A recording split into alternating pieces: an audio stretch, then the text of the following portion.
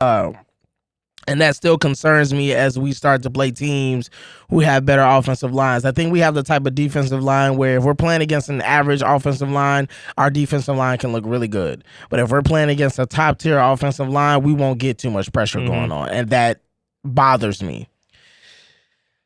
I can't really put too much on the secondary because we are still missing Jalen Johnson. Kyler Gordon didn't play. Hey, Jalen Johnson's coming back this week, so that's encouraging. Yeah, Jalen Johnson is coming back. Kyler Gordon didn't play. So we're still missing pieces from our secondary. So as far as the passing defense is concerned, rather, I think they kind of did fairly well with what was out there. And for the time period that existed up until I think the defense started to get a little exhausted.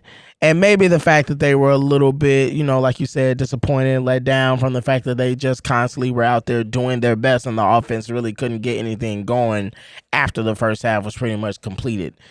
And so I think, like you said, just a little bit of your morale can kind of kick in, right? Again, a good thread for this show today is human nature and how human attributes play into things. And while you think you're watching professional sports and you're watching professional athletes and you're expecting a certain level of, well, they're supposed to just do this because that's their job. It's like, yeah, but they're also humans, right?